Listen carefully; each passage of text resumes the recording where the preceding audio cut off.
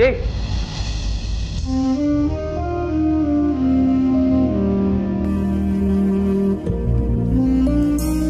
ಬಿಡಿ ಪ್ಲೀಸ್, ನನಗೆ ಭಯ ಆಗುತ್ತೆ, ನಾಚಿಕೆ ಆಗುತ್ತೆ, ಬಿಡಿ.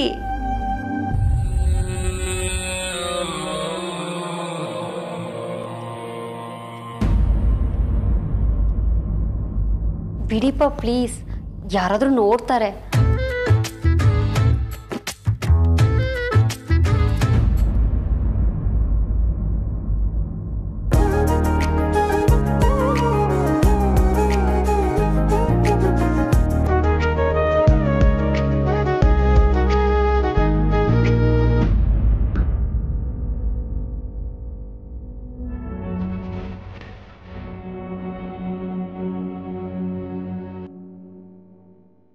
ನಾನೇ ಇವಳು ಸೇರ್ಗಿಟ್ಕೊಂಡಿರೋದು ಅಂತ ಏನಾದ್ರು ತಪ್ಪು ತಿಳ್ಕೊಂಡ್ಬಿಟ್ಲ?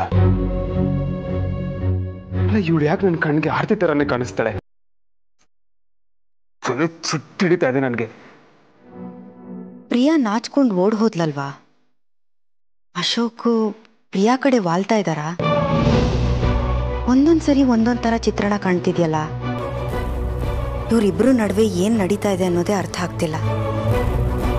ಪ್ರಿಯಾ ಅಶೋಕ್ ಮನ್ಸಲ್ಲಿ ಪ್ರೀತಿ ಹುಟ್ಟೋ ತರ ನಡ್ಕೋತಾ ಇದ್ದಾಳ, ಇಲ್ಲ ಅಶೋಕ್ ಇಷ್ಟಪಡ್ತಿದ್ದಾರೆ ಅಂತ ಹಾಗೆ ಭಾವಿಸ್ಕೋತಿದ್ದಾಳ? ಇಷ್ಟು ಬೇಗ ಅಶೋಕ್ ಬದಲಾದ್ರ? ಇಲ್ಲ, ಎಲ್ಲೋ ಏನೋ ಮಿಸ್ ಆಗ್ತಾ ಇದೆ. ಮಗಳೇ, ಈಗ ಪ್ರಿಯಾ ಸ್ಥಿತಿ ಹೇಗಿದೆ? ನನ್ಗನ್ಸುತ್ತೆ ಪ್ರಿಯಾ ಅಶೋಕ್ ಅಣ್ಣನ ಗೆದ್ದೆ ಗೆಲ್ತಾಳೆ ಪಪ್ಪ. ಡೈನಿಂಗ್ ಟೇಬಲ್ ಹತ್ರ ಅತ್ಗೆನೂ ಅಣ್ಣನು ಕೂರಿಸಿ ಕೈ ತುತ್ತು ಕೊಡ್ತೀನಿ ಅಂತ ಹೇಳಿದ್ಲು. ಆಗ್ಲೇ ಅನ್ನಿಸ್ತು ಪ್ರಿಯಾ ಎಲ್ಲಾನು ನಿಭಾಯಿಸ್ತಾಳೆ ಅಂತ. ಹಾಗಂತೀಯ? ಹೌದು ಪಪ್ಪ, ನಿಮ್ಗೆ ಯಾಕೆ ಈ ಡೌಟು? ಅಶೋಕ ಏನು ಅನ್ನೋದು ನನಗೆ ಚೆನ್ನಾಗಿ ಗೊತ್ತು ಮಗಳೇ. ಪ್ರಿಯಾ ತುಂಬ ಒಳ್ಳೆ ಹುಡುಗಿ, ಅವಳೆಲ್ಲಾನು ನಿಭಾಯಿಸಬಲ್ಲಳು ಅನ್ನೋ ನಂಬಿಕೆ ನನಗಿದೆ. ಆದರೆ ಅಶೋಕನ್ಗೆ ಆರ್ತಿನ ಅವನ ಮನಸ್ಸಿಂದ ಕಿತ್ತು ಹಾಕೋಕ್ಕಾಗ್ತಾ ಇಲ್ಲ. ತುಂಬ ಹಿಂಸೆ ಅನುಭವಿಸ್ತಾ ಇದ್ದಾನೆ. ಆರ್ತಿ ಇಷ್ಟೆಲ್ಲ ರಿಸ್ಕ್ ತಗೊಂಡು ಈ ಸಾಹಸ ಮಾಡಿದಾಳಲ್ವಾ, ಆ ಕಾರಣಕ್ಕಾದರೂ ಅಶೋಕ ಮತ್ತು ಪ್ರಿಯಾ ಒಂದಾಗಲೇಬೇಕಮ್ಮ. ಆದರೆ ಅಶೋಕನ್ ನೋಡ್ತಿದ್ರೆ ಪ್ರಿಯನ್ ಜೊತೆ ಒಂದಾಗೋಕೆ ಅವನಿಗೆ ಮನಸ್ಸೇ ಇಲ್ಲ ಅಂತ ಅನಿಸ್ತಿದೆ. ಆರ್ತಿ ಇಷ್ಟೆಲ್ಲ ಕಷ್ಟಪಟ್ಟಿದ್ದೆ ಚಿರುಗೋಸ್ಕರ, ಆ ಕಾರಣಕ್ಕೋಸ್ಕರನಾದರೂ ಅವರಿಬ್ರು ಒಂದಾಗಲೇಬೇಕು. ತಡ ಆದರೆ ಒಟ್ಟು ಶ್ರಮ ಎಲ್ಲ ವ್ಯರ್ಥ ಆಗುತ್ತೆ ಮಗಳೇ. ಅಶೋಕಣ್ಣ ಪ್ರಿಯಾಯಿಂದ ದೂರ ಇರೋದಕ್ಕೆ ಅದಕ್ಕೆ ಬಿಡೋದಿಲ್ಲ ಪಪ್ಪ. ಅವ್ರು ಹೇಗಾದರೂ ಪ್ರಿಯಾ ಮೇಲೆ ಅಣ್ಣನ ಪ್ರೀತಿ ಹುಟ್ಟೋ ಹಾಗೆ ಮಾಡೇ ಮಾಡ್ತಾರೆ. ಸಮಯ ಸಂದರ್ಭ ಅಣ್ಣನೂ ಬದಲಾಗ್ತಾನೆ ಅಂತ ನನಗೆ ನಂಬಿಕೆ ಇದೆ. ಹೌದು ಮಗಳೇ, ನಮ್ಮ ಅಶೋಕನ ಮನಸ್ಸು ಕೂಡ ಪ್ರಿಯಾ ಕಡೆ ವಾಲ್ಲೇಬೇಕು. ಇಲ್ಲದೆ ಹೋದರೆ ಮುಂದೆ ದೊಡ್ಡ ಅನಾಹುತ ಆಗುತ್ತೆ.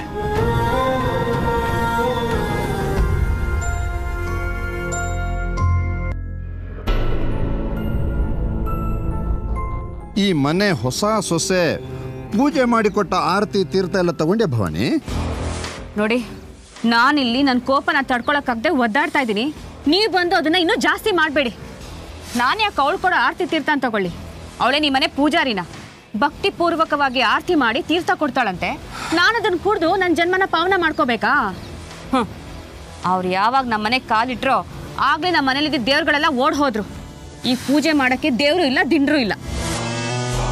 ಭವಾನಿ, ನಾನು ನಿನಗೆ ಇನ್ನೊಂದು ಶಾಕಿಂಗ್ ನ್ಯೂಸ್ ಹೇಳಲ್ಲ?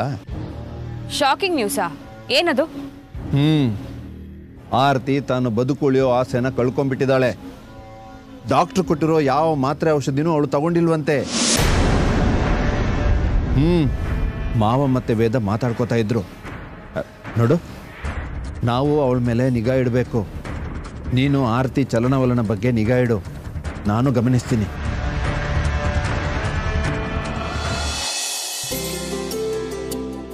ಏನ್ ಮಾಡ್ತಾ ಇದ್ಯಾ ಪ್ರಿಯಾ? ಅವ್ರಿಗೆ ಟಿಫಿನ್ ರೆಡಿ ಮಾಡ್ತಾ ಇದ್ದೀನಕ್ಕ. ಹೇಗಿದೆ ಪ್ರಿಯಾ ನಿನ್ನ ಮತ್ತೆ ಅಶೋಕ್ ಅವ್ರ ಬಾಂಧವ್ಯ? ಚೆನ್ನಾಗಿದೆ ಅಕ್ಕ. ಅವ್ರಿಗೆ ನನ್ನ ಮೇಲೆ ಪ್ರೀತಿ ಹುಡ್ತಾ ಇದೆ ಅನ್ನಿಸ್ತಾ ಇದೆ. ಅವ್ರು ನಿನ್ನ ಜೊತೆ ಚೆನ್ನಾಗಿ ಮಾತಾಡ್ತಿದ್ದಾರಾ? ಅವರು ಜಾಸ್ತಿ ಮಾತಾಡಲ್ಲ, ಆದ್ರೆ ಜಾಸ್ತಿ ಮಾತಾಡಲ್ವಾ? ಇಲ್ಲೇ ಏನೋ ಗೊಂದಲಗಳಿದೆಯಲ್ಲ. ಆದ್ರೆ ಏನ್ ಪ್ರಿಯಾ? ಆದ್ರೆ ನೀವು ಹೇಳ್ದಾಗೆ ಅವ್ರಿಗೆ ನಾಚಿಕೆ ಸ್ವಭಾವ ಜಾಸ್ತಿ, ಅದಕ್ಕೆ ಜಾಸ್ತಿ ಮಾತಾಡಲಿಲ್ಲ. ಅಕ್ಕ ನಿಮಗೆ ಗೊತ್ತಾ, ಇವತ್ತು ಅವ್ರಿಗೆ ಬಟ್ಟೆನ ನಾನೇ ಐರನ್ ಮಾಡಿಕೊಟ್ಟೆ. ಅವ್ರು ತಗೊಂಡ್ರು ಅಕ್ಕ. ನಾನೇ ಅವ್ರಿಗೆ ಶರ್ಟ್ ಕೂಡ ಹಾಕಿದೆ. ಅಶೋಕ್ ಇವಳ ಕೈಯಿಂದ ಶರ್ಟ್ ಹಾಕಿಸ್ಕೊಂಡ್ರ? ಮತ್ತೆ ನನ್ನ ಹತ್ರ ಯಾಕೆ ಅಷ್ಟೊಂದು ಕೋಪ ಮಾಡ್ಕೊಂಡಿದ್ರು? ಯಾಕೆ ಇಷ್ಟೊಂದು ಕನ್ಫ್ಯೂಷನ್ ಆಗ್ತಾ ಇದೆ? ಏನು ನಡೀತಾ ಇದೆ ಇಲ್ಲಿ? ನಿಜ ಹೇಳ್ತಿದ್ಯಾ? ನಿಜವಾಗ್ಲೂ ನಿನ್ನ ಕೈಯಾರೆ ಅವ್ರು ಶರ್ಟ್ ಹಾಕ್ಸ್ಕೊಂಡ್ರಾ?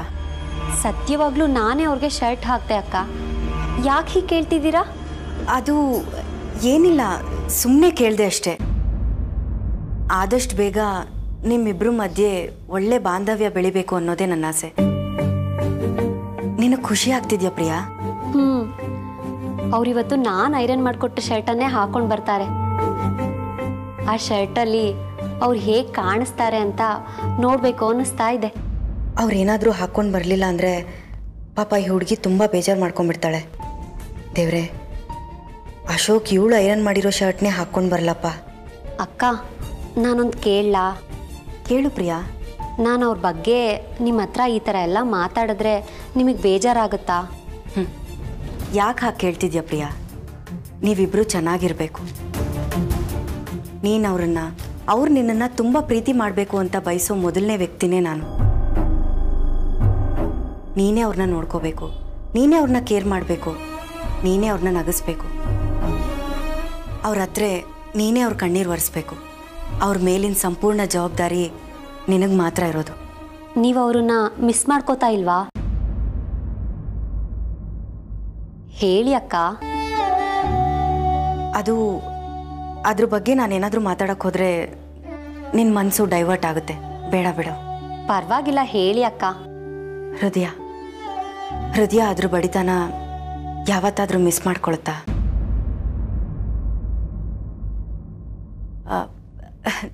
ನೀನು ಅದ್ರ ಬಗ್ಗೆ ಎಲ್ಲ ತಲೆ ಕೆಡಿಸ್ಕೋಬೇಡ ಪ್ರಿಯಾ. ನೀನು ಹೋಗಿ ಅವ್ರಿಗೆ ಟಿಫನ್ ಕ್ಯಾರಿಯರ್ ಕೊಡು. ಅಕ್ಕ, ನಂದೊಂದು ಸಣ್ಣ ರಿಕ್ವೆಸ್ಟ್. ಇವತ್ತು ಟಿಫಿನ್ ಬಾಕ್ಸ್ನ ನೀವೇ ಅವ್ರಿಗೆ ಕೊಟ್ಬಿಡಿ. ಅಯ್ಯೋ, ನಾನಾ? ಬೇಡ ಪ್ರಿಯಾ, ಪಾಪ ನೀನು ಇಷ್ಟೊಂದು ಪ್ರೀತಿಯಿಂದ ರೆಡಿ ಮಾಡಿದ್ಯಾ, ನೀನೇ ತೊಗೊಂಡು ಹೋಗಿ ಕೊಟ್ಬಿಡು. ಅಕ್ಕ ಪ್ಲೀಸ್ ಅಕ್ಕ, ಇವತ್ತು ಒಂದಿನ ನೀವೇ ಕೊಟ್ಬಿಡಿ. Please please please please. ಸರಿ, ತಗೊಳ್ಳಿ.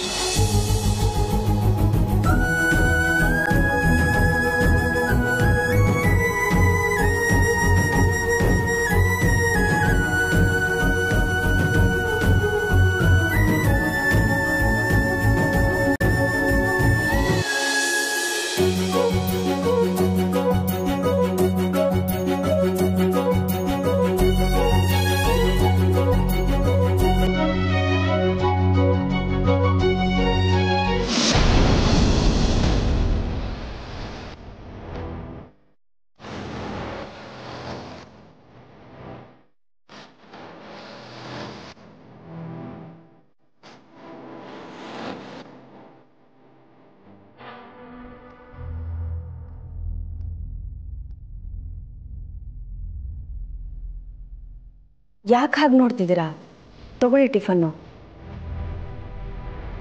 ಯಾಕೆ ಹಾಗೆ ನೋಡ್ತಿದ್ದೀರಾ? ತಗೊಳ್ಳಿ ಟಿಫನ್. ಇದು ನನ್ನ ಭ್ರಮೆ ಅನ್ಸತ್ತೆ. ಇದು ಆರ್ತಿ ಅಲ್ಲ, ಪ್ರಿಯಾನೇ. ನನಗೆ ಬೇಡ.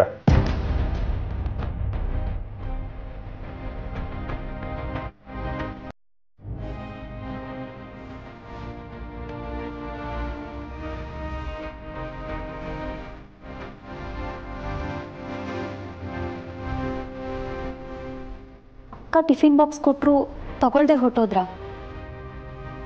ಇದೇನು ಆಶ್ಚರ್ಯ?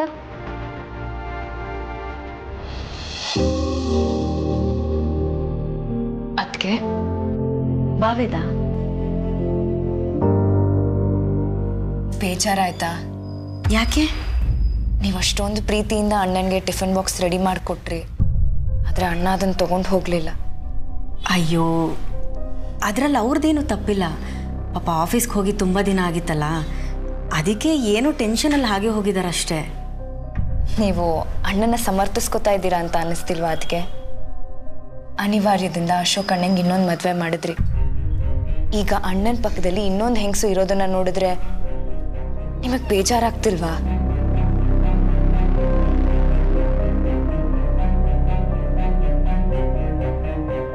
ನನಗೆ ಯಾಕೆ ಬೇಜಾರು ವೇದ? ಈ ನಿರ್ಧಾರ ತಗೊಂಡಿದ್ದು ನಾನು. ಈಗ ನಾನೇ ಅಳ್ತಾ ಕೂತ್ರೆ ಅದಕ್ಕೇನು ಅರ್ಥ ಇದೆ ಹೇಳು? ನಾನು ಎಲ್ಲಾನು ಸಹಿಸ್ಕೋತೀನಿ. ಹಾಗಂತ ನನ್ನ ಕಟ್ಕಿ ಅಲ್ಲ, ನನಗೆ ಭಾವನೆಗಳೇ ಇಲ್ಲ ಅಂತ ಅಲ್ಲ. ಜವಾಬ್ದಾರಿ ಇರೋರಿಗೆ ಕರ್ತವ್ಯ ಜಾಸ್ತಿ. ನಾನು ನನ್ನ ಕರ್ತವ್ಯ ನಿಭಾಯಿಸ್ತಿದ್ದೀನಿ ಅಷ್ಟೇ. ತಾಯಿಯಾಗಿ ಮಗನಿಗೋಸ್ಕರ ಕರ್ತವ್ಯ, ಸೊಸೆಯಾಗಿ ಈ ಮನೆಯವ್ರ ರಕ್ಷಣೆಗೋಸ್ಕರ ಕರ್ತವ್ಯ. ಆ ದೇವರು ನಿಮ್ಮ ಎಲ್ಲ ದುಃಖಗಳನ್ನು ನಿಭಾಯಿಸೋ ಗಟ್ಟಿಯಾದ ಮನಸ್ಸಿಟ್ಟಿದ್ದಾನೆ. ಅದಕ್ಕೆ ನೀವು ಇಷ್ಟೆಲ್ಲ ಮಾಡ್ತಿರೋದು ಚಿರುಗೋಸ್ಕರ. ಚಿರು ಹುಟ್ಟು ಬರಬೇಕು, ಅವನ್ ಲಾಲನೆ ಪಾಲನೆ ಮಾಡಬೇಕು. ಅದಕ್ಕಾದ್ರೂ ನೀವು ಬದುಕಿರ್ಬೇಕು. ಅದಕ್ಕೆ ನನಗೆ ದೇವ್ರ ಮೇಲೆ ಅಷ್ಟೊಂದು ನಂಬಿಕೆ ಇಲ್ಲ ಅದಕ್ಕೆ. ಆದ್ರೆ ನೀವು ಅಲ್ಲಿವರೆಗೂ ನೀವಿರ್ಲಿ ಅಂತ ಆ ಭಗವಂತನ ಕೇಳ್ಕೊತೀನಿ. ನೀವು ನಮ್ಮ ಜೊತೆಲಿ ಇರಬೇಕು. ಅದಕ್ಕೆ ನೀವು ಈ ಮನೆ ಶಕ್ತಿ, ನೀವು ಈ ಮನೆ ಬೆಳಕು. ನೀವಿಲ್ಲ ಅಂದ್ರೆ ಈ ಮನೆ ಕತ್ಲಾಗೋಗುತ್ತೇನೋ ಅನ್ನೋ ಆತಂಕ. ವೇದ, ವೇದ ಪ್ಲೀಸ್ ಇಲ್ಲೋಡು, ಸಮಾಧಾನ ಮಾಡ್ಕೋ. ನಾವು ಈ ಜಗತ್ತಿಗೆ ಹೇಗೋ ಬಂದಿದ್ದೀವಿ, ಹೇಗೋ ಬದುಕ್ತಿದ್ದೀವಿ. ಆದರೆ ಹೋಗೋದ್ರ ಬಗ್ಗೆ ನಿರ್ಧಾರ ತಗೊಳ್ಳೋದು ಆ ದೇವರು. ನಾವದ್ರ ಬಗ್ಗೆ ಯೋಚನೆ ಮಾಡಿ ಏನೂ ಲಾಭ ಇಲ್ಲ ವೇದ. ನಾನಿರ್ತೀನೋ ಇಲ್ವೋ ನನಗೆ ಗೊತ್ತಿಲ್ಲ, ಆದರೆ ನನಗೆ ಚಿರು ಹುಟ್ಟು ಬರೋದಷ್ಟೇ ಮುಖ್ಯ. ನಾನಿಲ್ಲ ಅಂದರೂ ನೀವೆಲ್ಲರೂ ಇದ್ದೀರಲ್ಲ, ಅವನನ್ನು ತುಂಬ ಚೆನ್ನಾಗಿ ನೋಡ್ಕೋತೀರಾ. ಅವನ ಜೀವನದಲ್ಲಿ ಉನ್ನತ ಮಟ್ಟಕ್ಕೆ ಏರೋ ಹಾಗೆ ಮಾಡ್ತೀರಾ ಅನ್ನೋ ನಂಬಿಕೆ ನನಗಿದೆ. ನನಗಷ್ಟೇ ಸಾಕು ನನ್ನ ನೆಮ್ಮದಿಯಾಗಿ ಪ್ರಾಣ ಬಿಡೋಕೆ. ನಿಮ್ಮ ಮಾತುಗಳನ್ನ ಜೀರ್ಣಿಸ್ಕೊಳ್ಳೋ ಶಕ್ತಿ ನನಗಿಲ್ಲ. ಅದಕ್ಕೆ ಪ್ಲೀಸ್ ಅದಕ್ಕೆ ನೀವಿರಲ್ಲ ಅಂತ ಮಾತ್ರ ಹೇಳಬೇಡಿ. ವೇದ, ನಾನು ಇರ್ತೀನಿ ಅನ್ನೋ ಒಂದೇ ಒಂದು ನಂಬಿಕೆ ಕೊಡಿ, ಅಷ್ಟೇ ಸಾಕು ನನಗೆ. ವೇದ, ನೀನು ಯಾಕೆ ಇವತ್ತು ಇಷ್ಟೊಂದು ಎಮೋಷ್ನಲ್ ಆಗಿ ಮಾತಾಡ್ತಿದ್ಯಾ? Control yourself. ಧೈರ್ಯ ತಗೋ ವೇದ. ನೀನು ಇಷ್ಟೊಂದು ಟೆನ್ಷನ್ ಆಗಿಬಿಟ್ರೆ ನನಗೆ ನನ್ನ ಮೇಲೆ ಧೈರ್ಯ ಹೊಟ್ಟೋಗುತ್ತೆ. ನಾನು ಸಮಾಧಾನ ಮಾಡ್ಕೋತೀನಿ. ಅದಕ್ಕೆ ನೀವು ರೆಸ್ಟ್ ಮಾಡಿ, ಸ್ಟ್ರೈನ್ ಮಾಡ್ಕೋಬೇಡಿ. ನಾನೇನು ಯಾವಾಗಲೂ ರೆಸ್ಟ್ ಮಾಡ್ತಾನೆ ಇರಲ್ಲ. ನಾನು ಚೆನ್ನಾಗೇ ಇದ್ದೀನಿ, ನೀವೆಲ್ಲರೂ ಆರಾಮಾಗಿರಿ.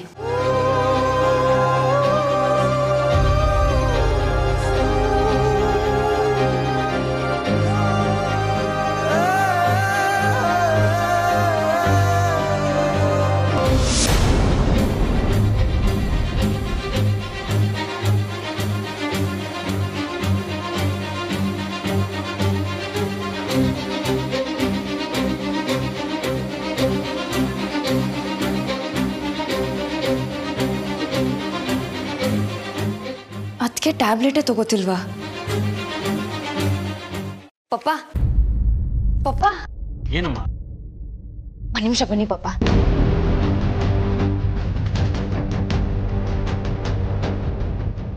ಏನಾಯ್ತು ಮಗಳೇ? ಪಪ್ಪ, ನಾನು ಅದಕ್ಕೆ ರೂಮಿಗೆ ಹೋಗಿದ್ದೆ, ಅದಕ್ಕೆ ಮಾತಾಡಿಸ್ದೆ. ಏನಂದ್ಲ ಮಾರ್ತಿ? ಅವಳ ಆರೋಗ್ಯದ ಬಗ್ಗೆ ಏನಾದರೂ ಹೇಳಿದ್ಲಾ? ನಾನು ಅದ್ರ ಬಗ್ಗೆನೇ ಕೇಳ್ತಾ ಇದ್ದೆ ಪಪ್ಪ. ಆದ್ರೆ ಅದಕ್ಕೆ ನಾನು ಚೆನ್ನಾಗಿದ್ದೀನಿ ಅಂತ ಹೇಳಿದ್ರು. ಪಪ್ಪ, ಅವ್ರ ರೂಮಲ್ಲಿ ಇದು ಸಿಕ್ತು. ಆಮೇಲೆ ನನ್ಗೆ ಅನುಮಾನ ಜಾಸ್ತಿ ಆಯ್ತು.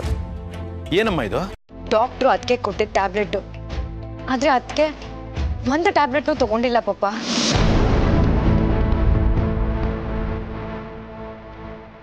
ವೇದ, ನೀನು ಹೇಳ್ತಾ ಇರೋದು ನಿಜಾನಾ?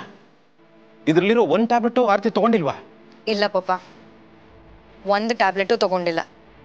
ವೇದ, ಇದರಲ್ಲಿರೋ ಒಂದು ಟ್ಯಾಬ್ಲೆಟು ಅವಳು ತಗೊಳ್ದೆ ಇಷ್ಟು ಆರೋಗ್ಯವಾಗಿ ಹೇಗಮ್ಮ ಓಡಾಡ್ಕೊಂಡಿದ್ದಾಳೆ? ಪಪ್ಪ, ಮೊದಲು ಡಾಕ್ಟರ್ಗೆ ಫೋನ್ ಮಾಡಿ ಈ ವಿಷಯ ತಿಳಿಸಿ. ಅದಕ್ಕೆ ಆರೋಗ್ಯದ ಬಗ್ಗೆ ನೆಗ್ಲೆಕ್ಟ್ ಮಾಡ್ತಿರೋದನ್ನ ಹೇಳಿ ಪಪ್ಪ. ಈಗಲೇ ಮಾಡ್ತೀನಿ ಮಗಳೇ.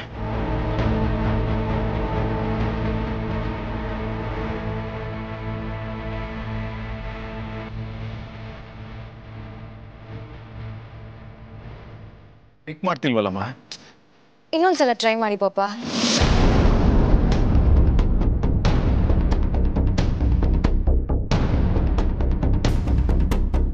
ಏನಮ್ಮ ಮಾಡೋದು? ಡಾಕ್ಟ್ರು ಕೂಡ ಫೋನ್ ಪಿಕ್ ಮಾಡ್ತಿಲ್ಲ. ಅಲ್ಲಮ್ಮ, ಇಲ್ಲಿ ನಡೀತಾ ಇರೋ ವಿಚಾರನ ಅವ್ರ ಗಮನಕ್ಕೆ ನಾವು ತರಲೇಬೇಕು. ಡಾಕ್ಟ್ರು ಹೇಳಿದ್ದಕ್ಕೂ ಇಲ್ಲಿ ನಡೀತಾ ಇರೋದಕ್ಕೂ ಒಂದಕ್ಕೊಂದು ಸಂಬಂಧನೇ ಇಲ್ವಲ್ಲಮ್ಮ. ಅಲ್ಲಮ್ಮ, ಆರತಿ ಟ್ಯಾಬ್ಲೆಟ್ ತಗೋತಾ ಇರಲ್ಲ ಅನ್ನೋ ವಿಚಾರ ನಮಗೆ ಗೊತ್ತಾಯ್ತು ಅಂತ ಅವಳಿಗೆ ಗೊತ್ತಾಯ್ತಾ? ಇಲ್ಲ ಪಾಪ, ಅದಕ್ಕೆ ಮಾತಾಡ್ತಾ ಮಾತಾಡ್ತಾ ಹೊರಗಡೆ ಹೋದ್ರು. ಆಗ ನಾನು ನೋಡಿ ಇದನ್ನ ತಗೊಂಬಂದೆ. ಇದನ್ನ ತಂದಿರೋದು ಅವ್ರಿಗೆ ಗೊತ್ತಿಲ್ಲ. ಮೊದಲು ಈ ವಿಷಯನ ಅಶೋಕಕ್ಕೆ ತಿಳಿಸ್ಬೇಕು ಮಗಳೇ. ಅಣ್ಣನಿಗೆ ಈ ವಿಷಯ ಹೇಳೋದು ಬೇಡ ಅನ್ಸುತ್ತೆ ಪಾಪ. ಯಾಕಮ್ಮ? ಆಲ್ರೆಡಿ ಅಣ್ಣ ಏನೋ ಟೆನ್ಷನಲ್ಲಿದ್ದಾನೆ. ಇದ್ರ ಮಧ್ಯೆ ಈ ವಿಷಯ ಹೇಳೋದು ಬೇಡ. ಇಲ್ಲ ಮಗಳೇ, ಈ ವಿಷಯನ ಅಶೋಕ್ಗೆ ತಿಳಿಸ್ಲೇಬೇಕು. ಅವನಿಂದ ಯಾವ ವಿಷಯನೂ ನಾವು ಮುಚ್ಚಿಡೋದು ಬೇಡ. ಅದೇನು ಅಂತ ಅವನೇ ಬಂದು ವಿಚಾರಿಸ್ಲಿ. ಅವನಿಗೆ ಹೇಳ್ಬಿಡು. ಸರಿ ಪಾಪ. ಒಂದು ನಿಮಿಷ ಮಗಳೇ, ನೀನು ಆರತಿ ರೂಮಿಂದ ತಂದಿರೋ ಈ ಟ್ಯಾಬ್ಲೆಟ್ ಬಾಕ್ಸ್ನ ಅಲ್ಲೇ ಇಟ್ಬಿಡು. ನೀನು ತಂದಿರೋ ವಿಚಾರ ಅವಳಿಗೆ ಗೊತ್ತಾಗೋದು ಬೇಡ. ಆಯ್ತು ಪಾಪ.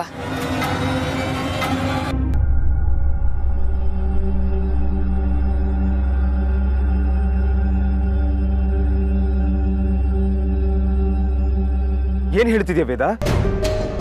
ಹೌದು ಅಣ್ಣ, ನಾನು ಸತ್ಯ ಹೇಳ್ತಿದ್ದೀನಿ ಕಣೋ. ಅದಕ್ಕೆ ರೂಮ್ಗೆ ಹೋಗಿ ನೋಡಿದೆ. ಡಾಕ್ಟರ್ ಕೊಟ್ಟು ಯಾವ ಟ್ಯಾಬ್ಲೆಟು ಖಾಲಿ ಆಗಿಲ್ಲ, ಎಲ್ಲ ಹಾಗೆ ಇದೆ. ಅವಳು ಹೇಳ್ದಾಗೆಲ್ಲ ನಾವು ಕೇಳ್ತಾ ಇದೀವಿ ತಾನೆ. ಮತ್ತೆ ಯಾಕೆ ಇಷ್ಟೊಂದು ನೆಗ್ಲಿಜೆನ್ಸಿ ಅವಳಿಗೆ? ನಮ್ ಟೆನ್ಷನ್ ಯಾಕೆ ಅರ್ಥ ಆಗ್ತಿಲ್ಲ? ಏನು ಅಂತ ಗೊತ್ತಾಗ್ತಿಲ್ಲ ಅಣ್ಣ. ಡಾಕ್ಟರ್ ಹೇಳಿದ ಯಾವ ಸಿಂಟಮ್ಸು ಕಾಣಿಸ್ತಿಲ್ಲ.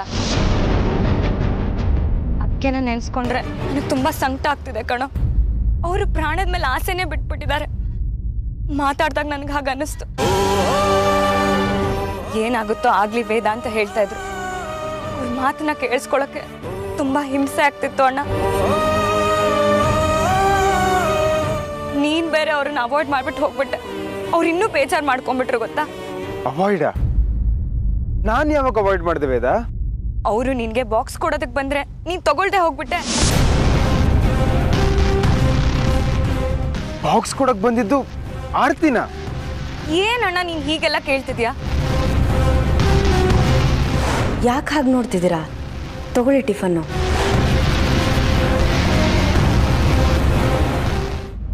ಶಿಟ್, ಎಂತ ಕೆಲ್ಸ ಆಗೋಯ್ತು ವೇದ? ನನ್ಗದು ಆರ್ತಿ ಅಂತಾನೆ ಗೊತ್ತಾಗ್ಲಿಲ್ಲ. ನಾ ಏನ್ ಹೇಳ್ತಿದ್ಯಾ? ಅದಕ್ಕೆ ನೀನ್ ಎದುರುಗಡೆ ಇದ್ರು ಗೊತ್ತಾಗ್ಲಿಲ್ವಾ ನಿಂಗೆ? ಇಲ್ಲಮ್ಮ, ಅದು ಯಾವ್ದೋ ಭ್ರಮೆಯಲ್ಲಿ ನಾನು ಅವಳನ್ನ ಪ್ರಿಯಾ ಅಂತ ಅನ್ಕೊಂಡ್ಬಿಟ್ಟೆ. ಛೇ, ನಾನು ತಪ್ಪು ಮಾಡ್ಬಿಟ್ಟೆ ವೇದ. ನನ್ನ ಆರ್ತಿನ ನಾನೇ ಅವಾಯ್ಡ್ ಮಾಡ್ಬಿಟ್ಟೆ. ಅಣ್ಣ ಸಮಾಧಾನ ಮಾಡ್ಕೊಳ್ಳೋ ಪ್ಲೀಸ್. ನಾನು ಅದನ್ನ ನೋಡ್ದೆ. ಅದಕ್ಕೆ ಅದ್ಗೆಗೆ ಸಮಾಧಾನ ಮಾಡೋಣ ಅಂತ ಅವ್ರ ರೂಮಿಗೆ ಹೋಗಿದ್ದೆ. ಅವಾಗ್ಲೇ ಗೊತ್ತಾಗಿದ್ದು ಅದಕ್ಕೆ ಯಾವ ಟ್ಯಾಬ್ಲೆಟು ತಗೋತಿಲ್ಲ ಅಂತ. ತುಂಬಾ ಟೆನ್ಷನ್ ಆಗೋಯ್ತು. ಅದಕ್ಕೆ ಪಪ್ಪಂಗೆ ಈ ವಿಷಯ ಹೇಳ್ಬಿಟ್ಟೆ. ಪಾಪ ಡಾಕ್ಟರ್ ಫೋನ್ ಮಾಡಿದ್ರು.